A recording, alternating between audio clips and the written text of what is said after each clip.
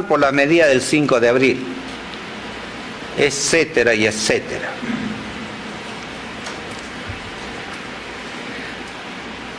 Por primera vez se identificó bien la esencia del terror y pudo combatirse con las armas eficaces de la paz.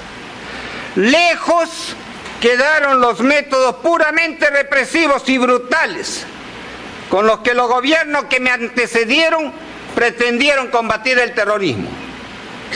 Gobiernos que cometieron el grave error histórico de no diferenciar claramente al campesino indefenso del terrorista, de no entender lo que yo sí entendí desde el inicio, que nuestro aliado fundamental en la lucha contra el terrorismo tenía que ser el pueblo. Denuncia General Robles. Señor Presidente, si me permite continuar 10 minutos para terminar este primer tramo. Muchas gracias.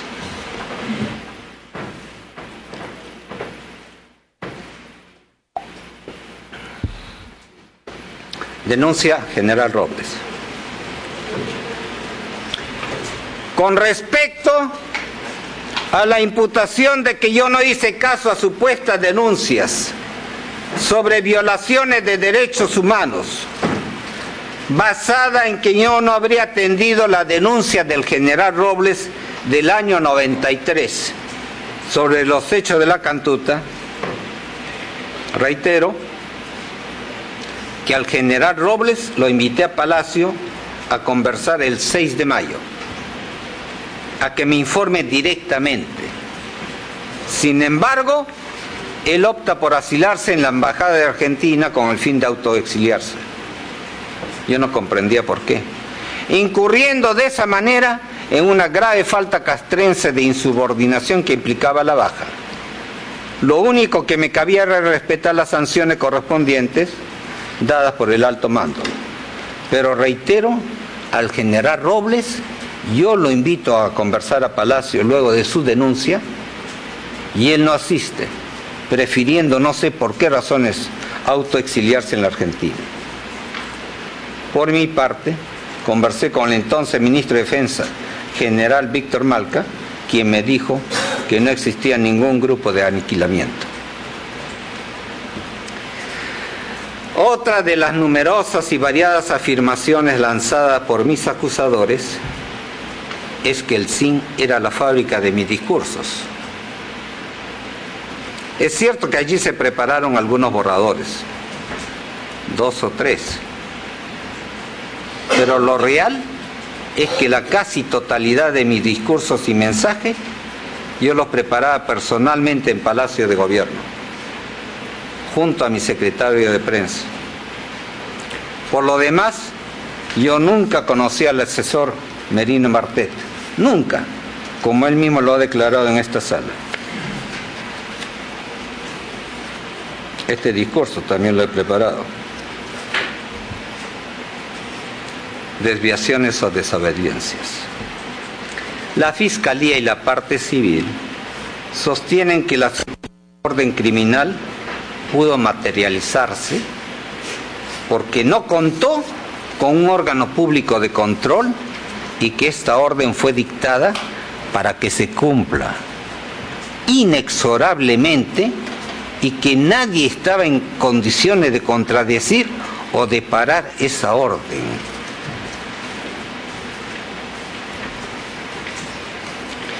Si aún en época de paz y tranquilidad y en las más diversas instancias cualquier orden o disposición general es desobedecida por alguien, todos los días, si aún en este mismo momento, en algún rincón del país, alguien está yendo en sentido contrario de las normas establecidas, ¿cómo se podría garantizar un cumplimiento sin grietas, una obediencia al 100% en un contexto de terror como el que vivimos los peruanos?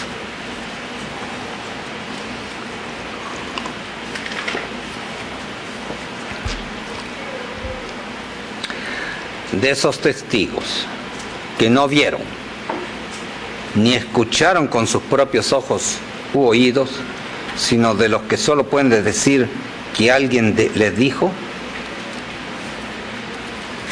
Parece la lógica de la vecinita que dice porque el vecino dice que le dijeron.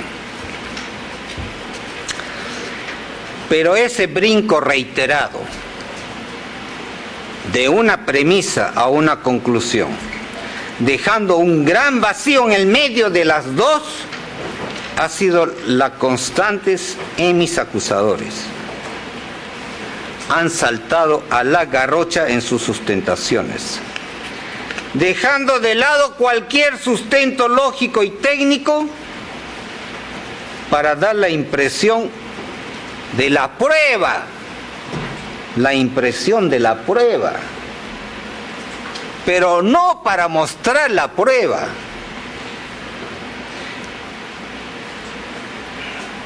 Creo, señor presidente del Tribunal Supremo, señor Evo Cales, que de esta supuesta prueba no se puede llegar a ese nivel de convicción, de certeza, como lo dice cualquier tratado de derecho procesal penal, necesario para condenarme, necesario para condenar a cualquier persona en razón precisamente de sus derechos más elementales, esos derechos humanos que predican mis acusadores, pero que cuando se trata de Fujimori pisotean, como lo han hecho aquí, en esta sala, al pedir al tribunal, no la justicia, sino la condena de Fujimori. Testigo Jara.